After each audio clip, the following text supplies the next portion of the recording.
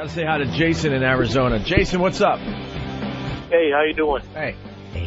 I've got a rip-off alert for you guys. A rip-off alert. Is it about that new show on Showtime, Lucky Larry? This morning hack show in Phoenix, Arizona, and it's called Holgrim's Morning Sickness. And they're wait, what is it called? Holgrim's Morning Sickness? Holgrim's Morning Sickness. I don't know the characters' names. Yeah, they are sick. But they're betting on the Super Bowl, and one of his posse, if he loses the bet, has to do the baby bird. Oh, really? And, what piqued my interest was Ralphie May is in concert down there this weekend. He phoned into the radio show, and he's all part of this hack. It's like he's Pavarotti. He's going to be out there. Ralphie May in concert. What'd you say? I thought he was your guys' boy. He's in on the bet somehow. I only caught a little bit of it. Well, Ralphie, I'll only say this. He might not be, he wasn't around when Baby Bird happened, so maybe he hasn't been informed. That I see. That's possible, he just didn't know. Well, it being on YouTube and all that. But yeah, I'm not going to say he definitely saw it. I mean, who knows? Ralphie's a homosexual. You know what's worse than that, though, Jason? A fucking rat. Tattletale. A fucking rat. Snitches get stitches. I tried to phone in and call him on it, but I couldn't get through. I listen to you guys, and I just happened to be tooling around the FM. He didn't know he was the rat. I'd hit him with a sound effect, but I have no templates. Yeah, don't hit me. Let me just randomly. Is that supposed to be sexy? I'll just randomly press buttons because where's your templates? I don't have. They weren't given to me because somebody slacked off. Let's move on to this kid on the flight. I love this. I would love to have been on this flight. Of course, I would never travel AirTran. No first class. What is that? That used to be ValueJet. Yep. Yeah. The one that went into the Everglades, and I always liked that had a funny smiley face on the airplanes. Oh my God! I know. Like you want your planes to be funny and silly. That plane looks hilarious. Yeah, it was the tail logo was a plane with a big smile, and it was kind of curled up like a shrimp. Yeah, it was laughing like a plane. As it went in the drink, it was going. Yeah, like no matter how horrific, there's screaming people inside. It's in flames going down, yet that tail is smiling. Well, it's not smiling when it's upside down in the swamp. Just wham. Now it looks like a frown. So how did they solve that problem? They got out the old paint roller and put AirTran on it. And they want us to forget. Yep. Yeah. Right after that happened, as a matter of fact, short little story, we were fired from Boston, and they were flying us around. We were being Atlanta. courted. We were being courted by other stations, and we got our tickets, and it was for AirTran. And I was like, dude, this is ValueJet. They just painted over the fucking planes. Yeah. This has nothing to do, with. It's not a new airline just because it's got a new paint job. And that was when I was beyond scared of flying, so I was on a payphone. Oh, yeah, you were just giving Bob shit. Just giving our agent shit, the people that were flying us down shit. You got us the cheapest fucking airline that just crashed into the Everglades, and they paint the plane. It's still wet. It's like tacky. Like, I got a little ritual where I have to kind of pat the plane a couple of times before I go in the door. I kind of give it like a ding-ding. Yeah, get us there, buddy. You got wet paint on your fingers. There's like wet paint. Like, what is that? And I'm seeing kind of a smiley face plane underneath it. This is a red fucking car, Rudy. Wait, did you really tap it when you walk on the plane? Yeah, I give the side of the door. The right knuckle, the knuckle of my right middle finger. I have to go like this. On the outside of the plane. Yeah, I give 2 taps with not the palm of my hand, but the tips of my fingers. I go like dunk dunk to the right side of the door. I do too. I have to do that. Yeah. And then I have to put my cock in the cockpit and yell Allah Akbar and go sit down. Just a ritual. But then everything's going to be fine. Yeah. I don't know. Yeah, a little ritual. Everyone does. It's probably going to be so many people do things like that rapid decompression of the plane because some idiots are knocking next to the door. It's weak in the aluminum. A rivet popped out. Investigation has determined tapping. All right, what happened on the plane? Well, flight attendants. You're going to want to kill the kid and the parents. Obnoxious passengers, usually. The flight attendants who won't listen to the instructions, and they kick them off the plane. Right. Massachusetts couple think AirTran Airways went overboard by treating their crying 3-year-old daughter in much the same way. Julie and Jerry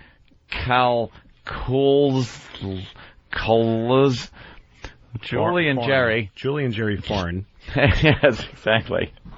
Julie and Jerry Donahue and daughter Ellie were removed from the flight when the girl refused to take her seat before takeoff. But the parents said they just needed a little more time to calm her down. Get her in the There's seat. the problem. Get her in the seat. Get her in the fucking seat. Just take her physically and put her in the fucking seat. Pick her up, grab her by the hair. Yeah. But they had just visited her Grammy. The Grammy, so I guess she was upset with leaving Grammy. Who cares? She was removed because she was climbing under the seat and hitting her parents and wouldn't get in her seat. Put her in the seat physically. Get in the fucking seat. Well, you gotta calm her down, don't you? What? Don't you have to calm her down? Yeah, but the thing is that they're just shitty travelers. Right. There's a whole system to put it. I've traveled with 2 kids. Got a 2-year-old and a 5-year-old, and we travel with them all the time. Oh. And you got to get your shit put away fast, so that you have time to calm your. They're just fucking assholes. They don't know. They're just like those people that, like when you see on an airplane where you're starting a taxi and a guy just gets up like a cunt, just stands up and goes in the overhead, and the plane stops and you hear, we need everyone to sit down. It's usually a fucking Hasid, by the way, who just looks at the front of the plane like, what? They're just going to get my money or whatever. We need all passengers to be seated and belted in for the taxi. And by all passengers, I mean the one guy that's standing up. Exactly. So I'm going to chastise everybody like you're all assholes because one fucking asshole. All you people that were belted in and just reading and paying attention to the rules because you're experiencing this flying thing, you're all assholes too. Because one fuck stood up. Thank you. Enjoy the flight. It would be funny if they chastised him specifically if they said, we appreciate all of you being in your seats, except for you, the Jew with the fat wife. Would you please sit down so we can taxi? Get your stupid ass in the fucking seat. No, so these people are just incompetent. I mean, Look, I don't believe in people that hate babies on flights. I think are assholes. Like when my baby is crying and people like crane their necks to look back. Yeah. Like, could you turn off that machine that makes that noise? I fucking looked them in the face like, please actually say something so I can piss in your mouth. Because it's a fucking child, you fucking piece of shit. We're taxiing. You know, we're very good at keeping our kids quiet. They don't cry through flights. But if my daughter goes like, fucking some rich asshole like rustles his newspaper and looks back at me like, whoa, this is unheard of. I look in his, I love it. I look right in their face. I've been with this kid all fucking day. I would love to unload unfairly on a stranger. Wow. Give me a reason. No, it's great to see the other side because there's no one in this room that's going to agree with you, Louis. Yeah, no, I know. People hate when kids cry. But it's great to see the other side of it because we want to turn around and tell I want the parents to treat the child like that Korean woman treated that chicken in the last episode of MASH. Right. That's what I want. You made me remember that. Yeah, it was a chicken. Louis, chicken, right? Holy fuck. It's very simple. I just want the parents to at least try.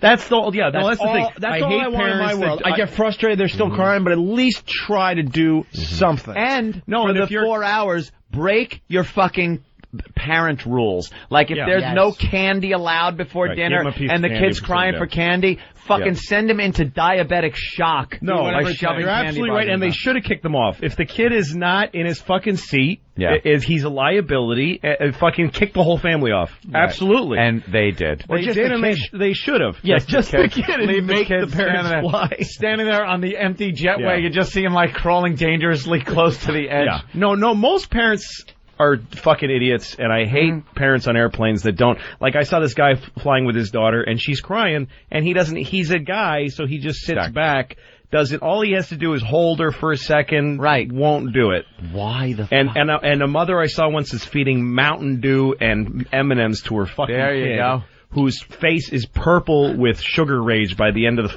and fucking caffeine. Idiots. Are you ever embarrassed? Like, I understand, like, Geraldo made a good point one time. Because I know it's annoying, but what do you want people to do? Not travel with kids? It's like, you have to. It's like, and they aren't kids. They're not Well, machines. the reason I hate people that Like you complain said. is because they have no they'll complain about anything. Like, again, my daughter had a rattle once. She's not actually we give her a rattle so that she'll be pacified. She's rattling her rattle as we're taxiing, and people are looking at me like, oh, come on. Yeah. Well, fuck you. Get on your cell phone and call your fucking girlfriend and let me hear that now. You fucking adult cunt. What?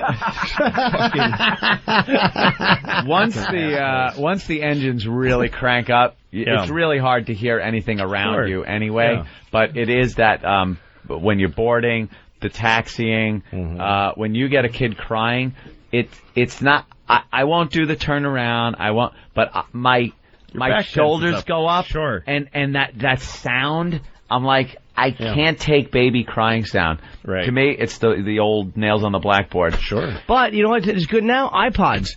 Everyone can't you put your fucking iPod, because I have one, and I won't notice a kid crying. So what you're saying is take it and hit the kid with it, repeatedly, holding it with your earbuds? I don't even realize a kid is crying. I swear to God, like someone will go, why is that kid crying? And I realize, I'm fingering it.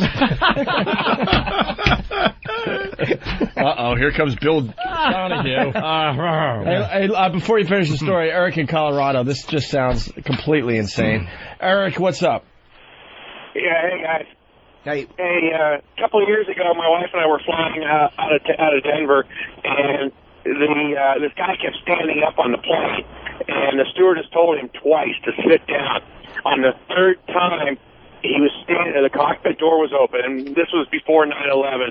The pilot slammed on the brakes on the taxiway. The guy went face first to the ground and broke his nose. The steward and another passenger looked at the guy and said, "They told you to sit down."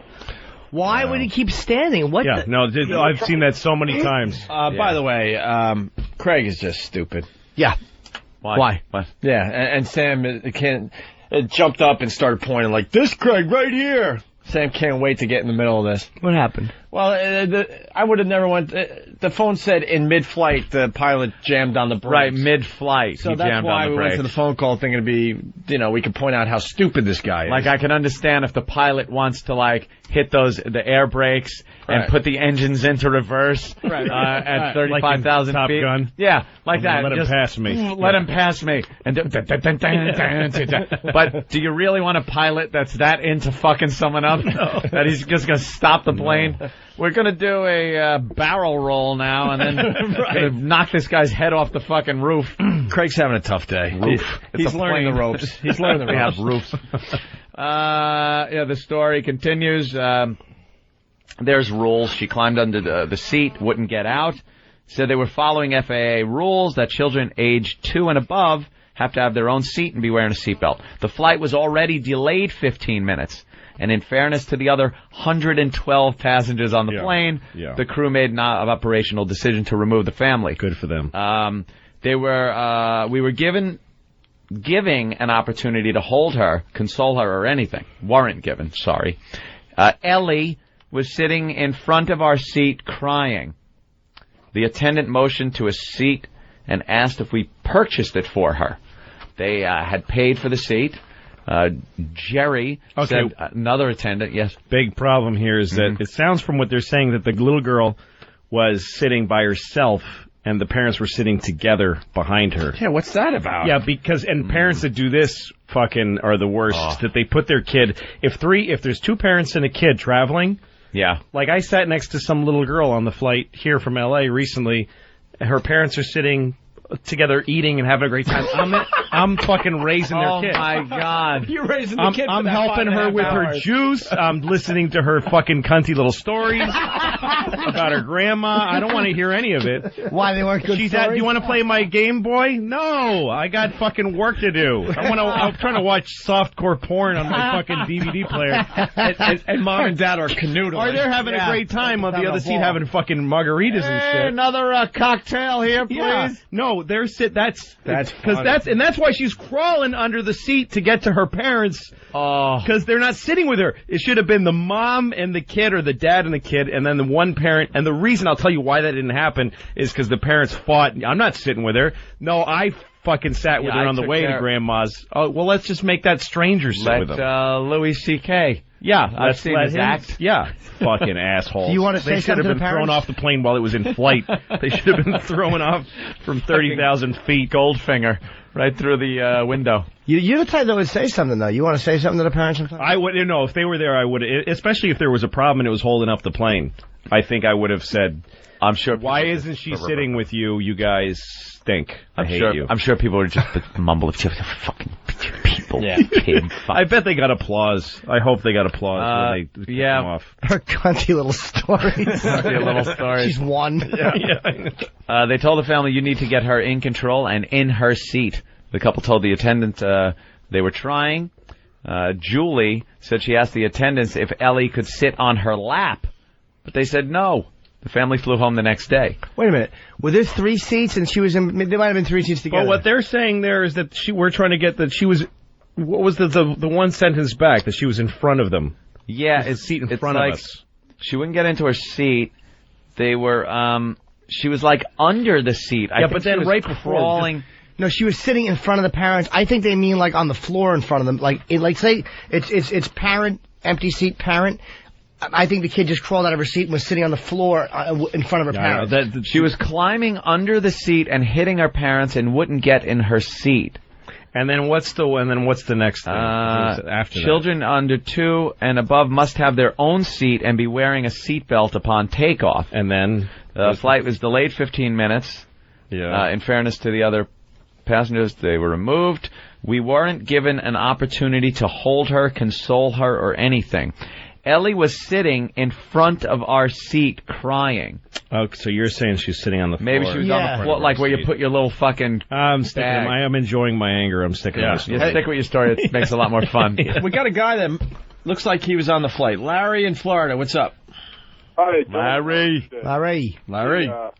My son's a big fan of you guys. I've never really heard you. You guys are funny, though, I'll tell you what. Thank you. I was on this plane and when this happened, and it started, they were just kind of, this little girl was really upset. She was, obviously, she seemed like she was more tired than anything. And, I've got 3 daughters myself, so I know what that's like when they're kids and they haven't slept. And I'm calling. I think they were at Disneyland or something. This whole call. Let's just see where he goes with it. Yeah. And he was pretty upset. And then I said, "Ramon, get the shitty bitch off the plane." We're so on to him, like right from the start. Jimmy gives me a look like I'm already looking up at the name, like this guy just isn't. Who is this guy? He was a punk. Just someone who thought he'd was a get blockhead. He was a what? Blockhead. You blockhead. It's my new favorite. Why you? Insult. Oh, blockhead. Nerds to you. Don't be a blockhead. Well, get this. The family flew home the next day. The Orlando-based carrier reimbursed the family about $600, the cost of the 3 tickets, and offered them 3 round-trip tickets anywhere the airline flies. But it's too little, too late for the Kulsas. The father said they would never fly Air Tran again. What a shouldn't have shame. the first time. Wait, where do they live? Let's try to get them on the phone. Yeah, call them up. Let's go to Joe in Jersey. Joe. Get them immediately. Guys, Hey. how's it going, guys? Hey. First, Lou, I love your Feel special. It was great. Thank you. With the fuck you kids and all that. Oh, yeah. I'll tell you what. I tell my kid I want to do that every day. Thanks, man. Number 2 is I was coming home from Florida 2 weeks ago, and we had a problem with. We were about to land into Newark, and my daughter was sleeping on my wife's lap, and the stewardess asked my wife to put the seatbelt on before we land, and my wife said, well, she's sleeping. Can we let her sleep? And the stewardess said, well, no, you got to put the seatbelt on. So my wife starts arguing with her, and basically it came down to she told my wife, we will not land the plane. We're going to have authorities at the airport and let you do this. So the stewardess are pretty much assholes on the flight. Dude, you gotta strap your kid you gotta. No, it's the thing is. I know. No. Something happened to the kid, and your kid slammed his face against the fucking. The thing that people tray. don't understand, and there's a million comedians that make hay of this stupid fucking. I hate stand-up comedy that's based on ignorance. Yeah. The whole thing of put your seatbelt on, that's gonna help if we crash into a mountain. Yeah, that's what they're for, you fucking dunce. They're there for when you're taxiing, because when you're fucking land, you're going about 150 miles per hour. Louis C.K. ruins bit for hundreds of hack comics. Film at 11. If the plane wheel hits a chuck hole in the runway or something, your head could go slamming into. And the reason they put the seat goes up. So, sir, it's important. It's a federal fucking regulation. If something happened to your kid, the flight attendant would be run out on a rail and sued and everything. Jesus, lucky goody two shoes. We're gonna call that show. Might chip a tooth. No, here's the thing, though. I understand what you're saying. No, Louis is technically correct. You tell the story. But they have in the airline industry turned into a bunch of they're just the blind robotic twats. I was on the plane today with DIC in Chicago, and I had my laptop open, the cabin door's closed, and the captain gets on and goes, we got a de-ice. We're going to be about 20 minutes before pushback. Mm-hmm. So I'm on the laptop. 30 seconds later, the stewardess walks by and goes, you have to close that, sir. I'm like, but he just said there's going to be 20-minute delay. 20 minutes. She goes, I know, but the doors are closed. So I closed it, but I'm just like, you fucking cunt. He just said 20-minute delay. Yeah. I understand if we're backing up. Yeah. But you heard him say it. You know what, though? You know who ruins that? Who? Other people that would do it. Yeah. The door would close. They got to make the rules so basic. They can't say, because when the door closes, unless we're de-icing and there's a delay, because then there'd just be everybody, hello? Yeah, and I got the folder here with me, and I'm... because she's basically caring for a fucking 200 children. Everybody on a plane is a child, and if she had to go make these Solomon rulings for every single, you opened it after the de-icing, however and it would just go to hell. You are an idiot. You are okay. You're a fucking mongoloid. There's a power trip. Absolutely right. There's a power trip thing going on too. That federally that they're federally. But I mean, she could obviously endowed. Look past that, but she has this little bit of power, and she wants to just kind of. No, and it comes down to the people, because most of the time you get up. They'll say now it's absolutely federally, and I get up and piss. You guys take a leak all the time. The point was, the first half hour of this trip, my daughter was screaming, so she was quiet. So my wife was like, "Hey, let's keep her quiet. Keep it down." We had a half hour to land. And then what happened? What I mean? We weren't. That's And then what happened? Well, we put seatbelt on, That's another thing. It's we have a half hour to land. It's not the point of the landing also. It's the point that when the plane is changing altitude, it's hitting different air. You get turbulence, it's not I sympathize. I know what it's like to fly with kids, but you just have to work within the system that there's, it's understandable. And the bottom line is this. I'm sorry. No, just let me make a point, sir. If they fucking hit some bumps and you fall and break your fucking nose, you're going to sue the airline. And you're going to sue, and you're going to settle out of court, and the airline is going to have to pay out some money, no matter how much your fault it was. No, but people do. It depends on who you're. At in the end. It always ends. Joe Consumer. Exactly. I like to say. I just Jimmy made the point. They're robots. They have no, No, so you can tell when you're dealing with somebody who's got the ability to decide based on the human there. Or people that, I checked in a hotel, the heat turned off in my shitty apartment, so I went to the Mercer Hotel. Yeah. And I go down there and, they charge fucking $530 for a room, which is crazy. That is bizarre what they charge. But I'm there and I've got all my crap, so I just go ahead and pay. And then I'm just walk in and ask for a room. Yeah. And they give one to me. I go upstairs. It's tiny. The bed's not even like a whole bed. Whoa. And the window's wide open and it's freezing and it's crazy. So I just go to the front desk and I go, I'm bailing. I can't do this. And she goes, oh, well, you're going to be charged. I'm like, no, I've been in there for 10 seconds. Yeah, why? And she says, well, because you made a reservation and you need 24 hours. No, I didn't. I walked in and took the fucking room. what is that based on? She says, well, when we rent the room, we're expecting that we're making that rate on that. Yeah, but I've been in there for 10 seconds. 10 fucking seconds. Now that's ridiculous. She says, I'll leave a note for the manager and tomorrow he'll decide. I'm like, no, you're not charging my fucking credit card. And we started yelling at each other, this woman, and then some guy eating an apple walked by who works there and goes, what are you doing? Let him just take the charge off. Right in front of her. You take out your Amex, and you get on your cell phone, you call Amex, and you look her right in the eye as you're going, I just had a charge, I want to take it off, and you guys deal with it. Like, Amex has thugs that deal with situations like that, and they will they'll fight for you. And you tell them what happened, the hotel tells them, and they take the fucking shit right off your credit card. Oh, I hated that woman. If you fight enough. Hold on. The airline thing, though, is like people bringing up little things. I consider it fucking point A to point B transportation. I'm not looking to play slot cars in the middle of the lane, the aisle. I'm not looking to fucking, fun and games. It's travel. Yes. So I don't care if they're robots. Bring me my drink. Bring me my food. Yes. I'll buckle up. I'll stay in my seat when they tell me to. And then I'll get off the fucking plane when I get where I'm at. The plane isn't the big fucking adventure. I'm not 5 years old, on a wild journey. Also, I, not to keep shitting on comedians, but most of them are hard. So easily shit-onable. Yeah. The other thing that comedians make fun of is all the problems, like how annoying it is to fly and you don't like the food. You're flying through the fucking air. It's a miracle. You're flying. It used to take a lifetime, and with most of your family dying, to get from the East Coast to the West Coast. And now it takes 5 hours, and 99.9% of the time there's zero problems. I'm on a Conestoga wagon with Indians shooting arrows at you.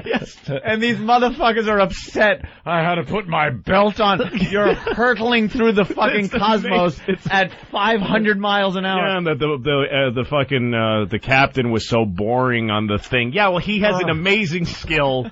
And he is putting his life in your hands and taking you for $300 to another city thousands of miles away in minutes. It's almost like a transporter room. Unappreciative. It's time to have dinner that day. The food was weird. Shut the fuck up. Who gives a shit? Hey, like it. Let's go to Terry in Georgia.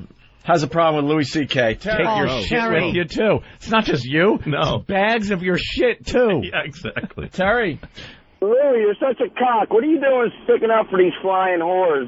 Get my fucking drink, get my meal, get me a blanket, and shut the fuck up. They do. Yeah, that's what they do. I've never had a problem. Yeah, when have you not had them do that? Sitting there going, we're walking out if we don't get service in another 5 minutes because the second I sit down, would you like a drink? Here's a menu. Triton Coach. What do you have? I know. Oh, is there? Not everyone flies first class.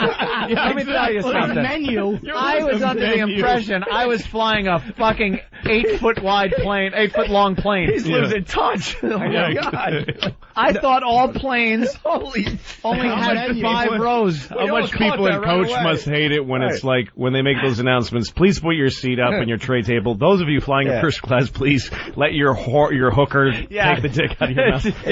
All dicks out of hookers' mouths. Yeah. Put away the DVD player, the massage unit, the fucking... But a menu, when we travel, you don't get a menu, and then the coach, they give you a menu. It says, this is for lunch. Eat it or go fuck yourself. Yeah. Those are your choices on the menu. No, most of the airlines, they don't serve food now. Right. On cross-country flight, they say, Not behind that curtain. Enjoy the fucking McDonald's that the guy next to you. We still gotta relate to the little people. I never knew. I thought everyone got that fine service. That was really bad. Silverware.